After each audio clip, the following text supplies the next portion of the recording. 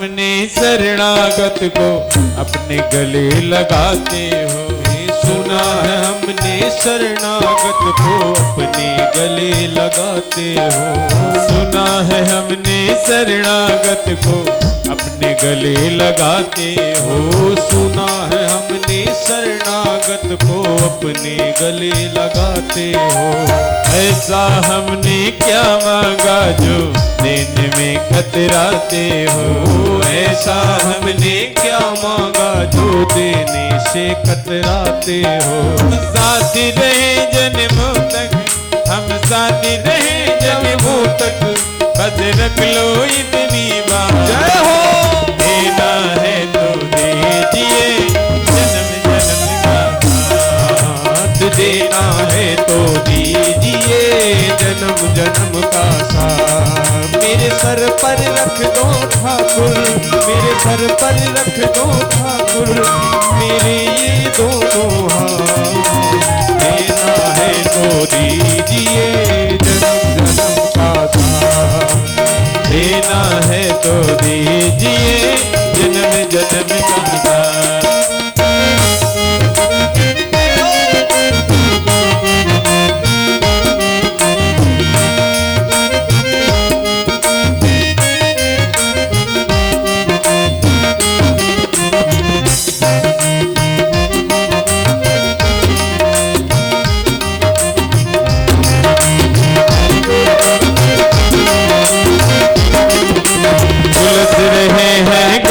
धूप में प्यार की छैया कर दे।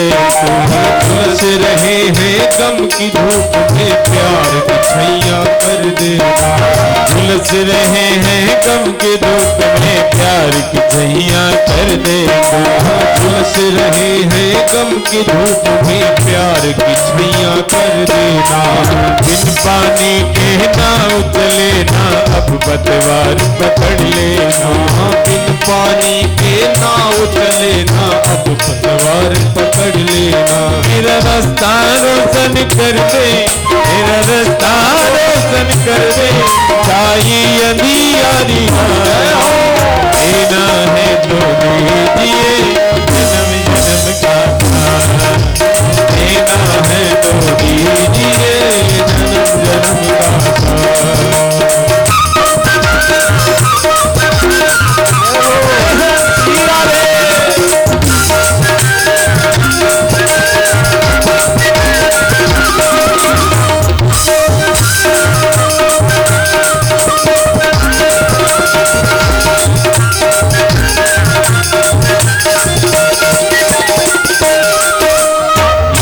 जन्म में सेवा देकर बहुत बड़ा एहसान किया।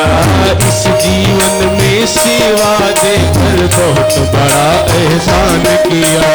इस जन्म में सेवा देकर बहुत बड़ा एहसान किया। इसी जन्म में सेवा देकर बहुत बड़ा एहसान किया।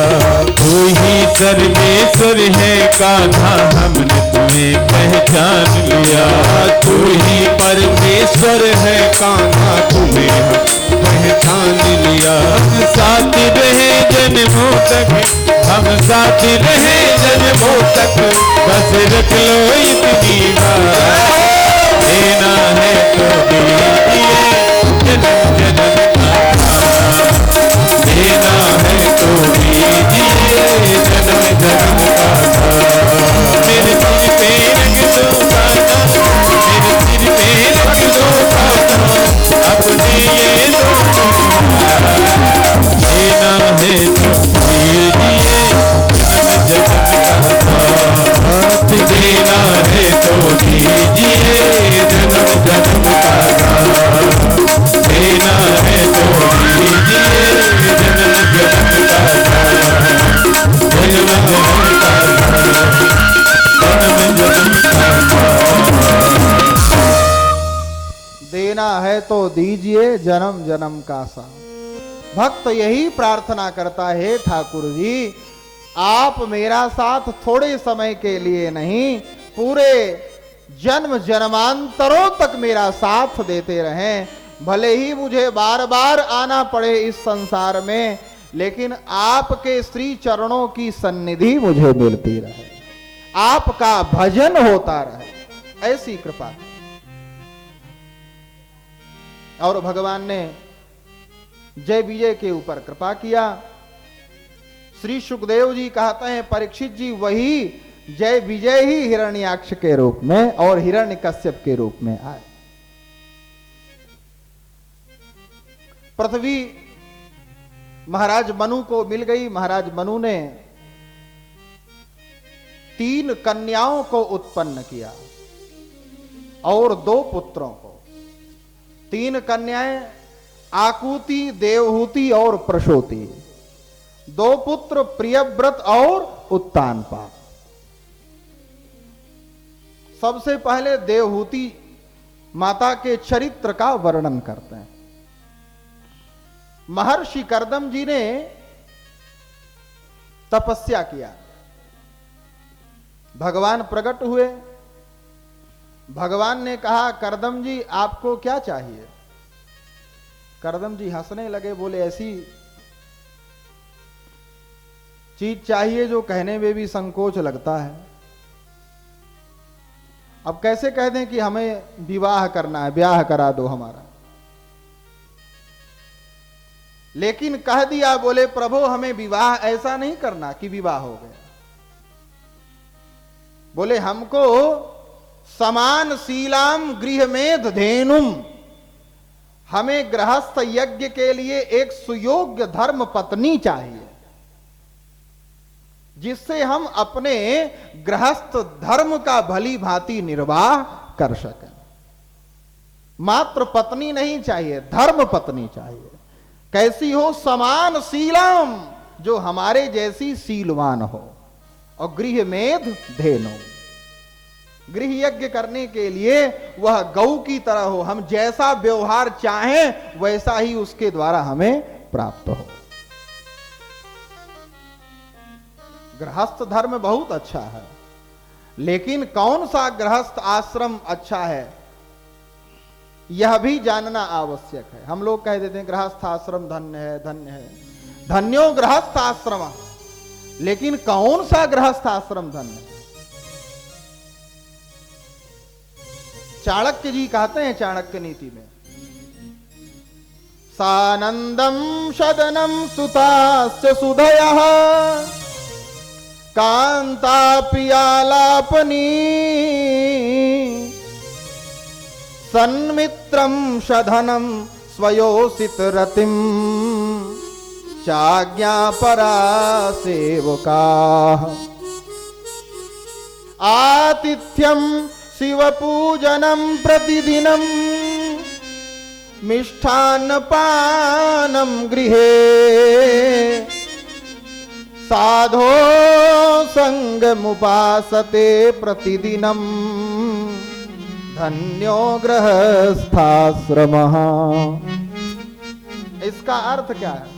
सानंदम सदनम, पहली शर्त है आनंद पूर्वक रहने योग्य घर हो, तब गृहस्थाश्रम धन्य है। ऐसा नहीं कि बारिश आई पानी चूने लगा, नहीं। सानंदम सदनम। पुत्र कैसे हो? बोले सुताश्च सुधयः, बुद्धिमान हो, मूर्ख ना हो। स्त्री कैसी हो? बोले कांता प्रियालापनी, प्रिय बोलने वाली हो। गृहस्थाश्रम कौन सा धन्य? एक शर्त, कांता प्रियालापनी। हमारे गुरुजी के पास एक मित्र बैठे थे, एक प्रोफेसर है बनारस के। ऐसे चर्चा चल रही थी, हम भी वहीं पर थे। महाराज जी से कहे, महाराज जी हम तो शेर की तरह रहते हैं चाहे जहां रहें। अब प्रोफेसर हैं, थोड़ा मामला ठीक ठाक तो रहता है, चाहे जहां रहें बिल्कुल शेर की तरह रहते हैं, बिल्कुल भी नहीं दबते। महाराज जी ने कहा, बोले ये बताओ सब जगह शेर की तरह? बोले हाँ। कहे अच्छा ये बताओ घर में भी शेर? बोले हाँ घर में भी शेर, लेकिन घर में एक अंतर है। बोले क्या? बोले घर में हमारे ऊपर दुर्गा जी सवार रहती, घर में भी शेर है, बाहर भी शेर है, लेकिन बाहर तो शेर है और घर में हमारे ऊपर दुर्गा जी बैठी है। तो कांता प्रिया लापनी, स्त्री प्रिय बोलने वाली। ऐसा नहीं कि बाहर से आवे शुरू कर दे वॉल्यूम तेज करके। सन मित्रम, मित्र कैसे हो? जो अच्छी सलाह देने वाले हो। ऐसा नहीं कि आगे कह मृदु वचन बनाई और पाछे अनहित मन कुटिलाई। ऐसा नहीं हो मित्र। सन मित्रम सधनम, आवश्यकता पूर्ति के लिए धन भी हो। स्वयोषित रतिम, आपस में दाम्पत्य जीवन में प्रेम भी हो पति पत्नी। सनमित्रम सधनम स्वयोषित रतिम, चाज्ञा परा सेवका, सेवक कैसे हो? आज्ञाकारी हो। और कोई आवे तो उस अतिथि का स्वागत हो। आतिथ्यम शिव पूजनम प्रतिदिनम, नित्य भगवान शंकर का पूजन हो।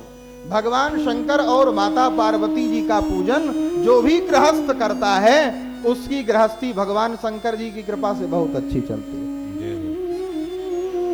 क्योंकि भगवान शंकर के यहां कोई खटपट नहीं।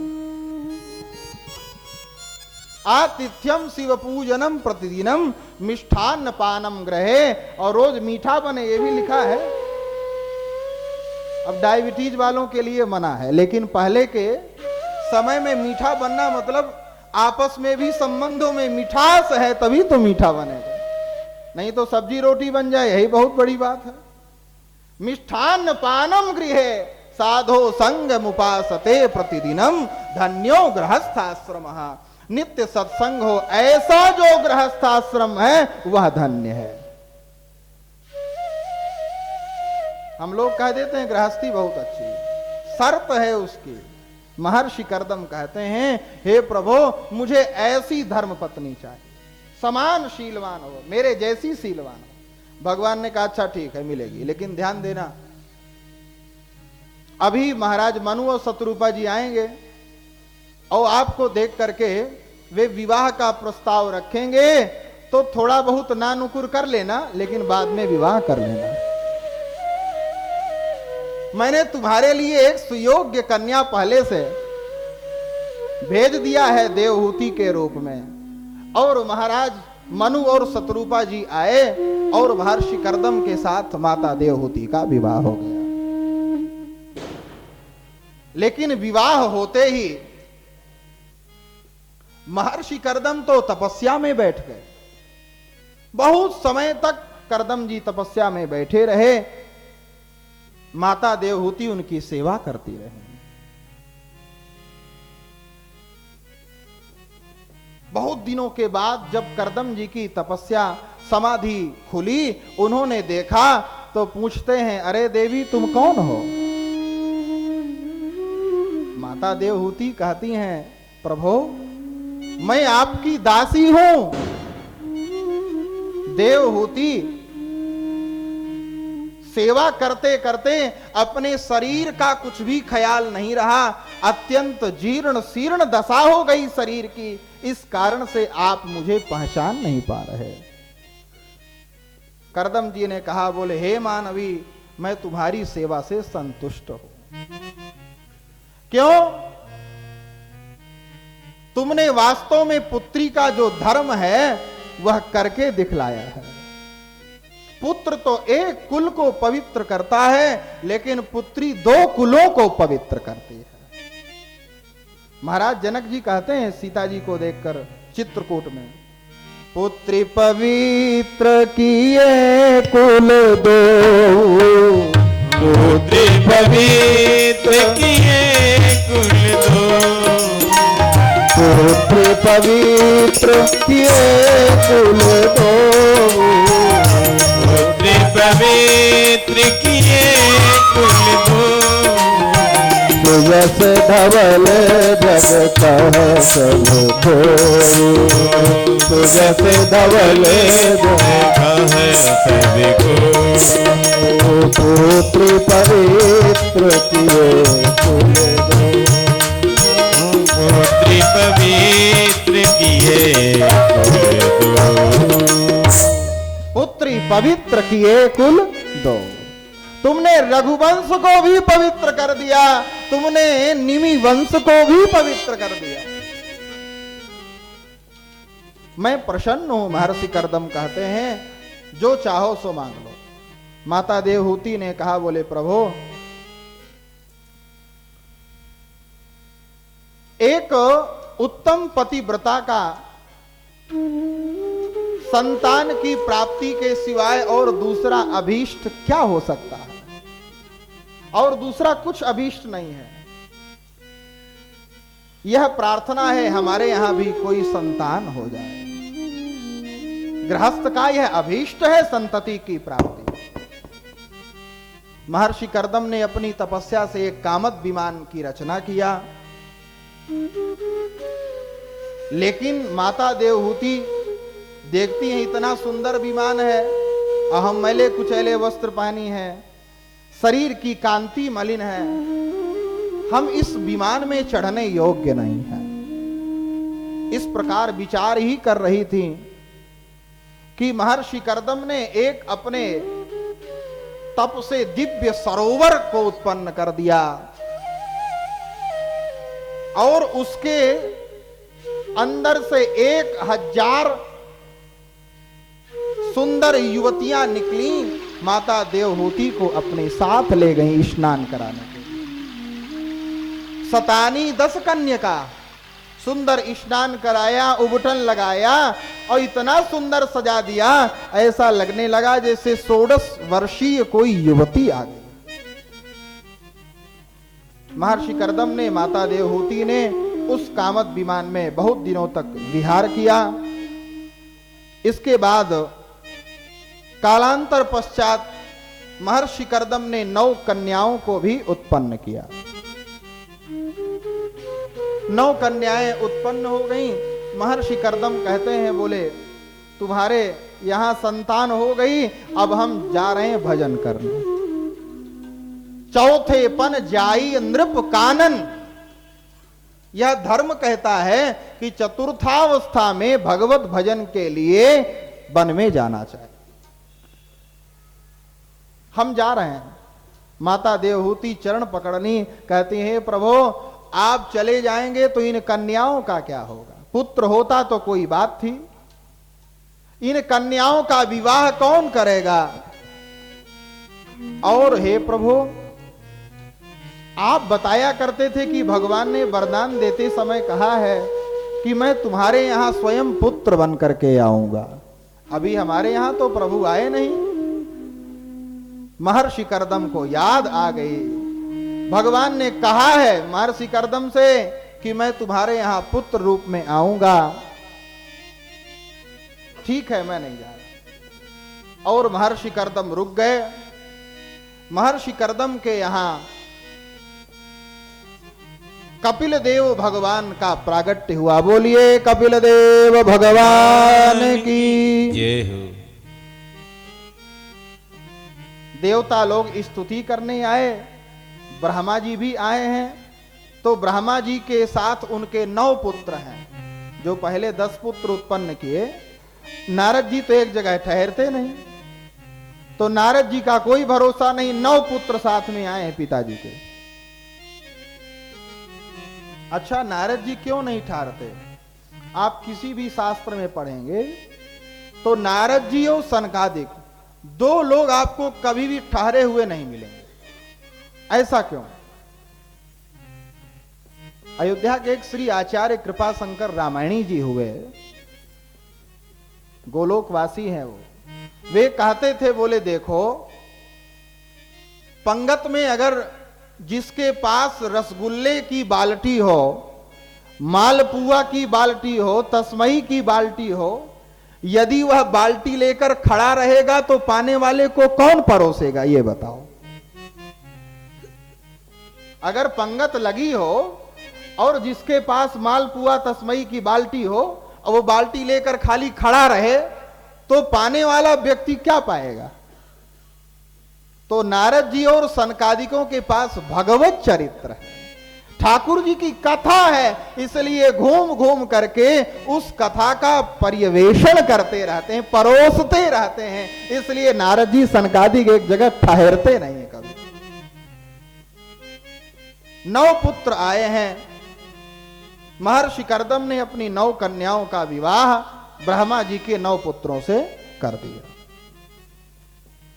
कला नाम की कन्या मरीचि को दिया, अनुसुईया जी का विवाह अत्रि जी के साथ किया, श्रद्धा का विवाह अंगिरा के साथ, हविर्भू नामक कन्या का पुलस्त जी के साथ विवाह, अरुंधति का विवाह महर्षि वशिष्ठ के साथ, ऐसे 9 कन्याओं का विवाह 9 पुत्रों के साथ कर दिया। अब विवाह हो गया, महर्षि कर्दम इधर तपस्या के लिए चले गए। माता देवहूति से कहा, आपने कहा था कन्याओं का विवाह हो जाए, एक पुत्र हो जाए, आपके सारे कार्य हो गए, अब हम जा रहे हैं। महर्षि कर्दम इधर चले गए, भगवान कपिल और माता देवहूति बचे। एक दिन माता देवहूति भगवान कपिल के पास पहुंची और प्रणाम करने लगी, कहती हैं, अरे प्रभु, मैं आज आपको अपना पुत्र नहीं, मैं भगवान मान करके कुछ पूछना चाहती। निर्विणानितरां भूमन् असद इंद्रिय तर्षणात्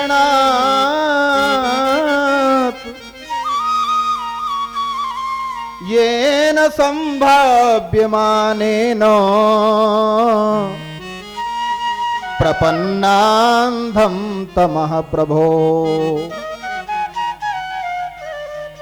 हे प्रभु, यह हमारी जो इंद्रियां हैं, असद इंद्रिय तर्षणात्, इतने भोगों को भोग ली, इसके बाद भी संतुष्ट नहीं है। जिसके यहां अनुसुईया जी जैसी कन्या हो, जिसके यहां आपके जैसा पुत्र हो, महर्षि कर्दम जी के जैसा पति मिला हो, अब उसको और कुछ चाहत होनी ही नहीं चाहिए। इससे ज्यादा अच्छा और क्या हो सकता। लेकिन यह इंद्रियां अभी भी तृप्त नहीं है, और ये इंद्रियां विषय के भोगों को पाकर कभी तृप्त नहीं होती, बल्कि इंद्रिय की जो लालसा है वह और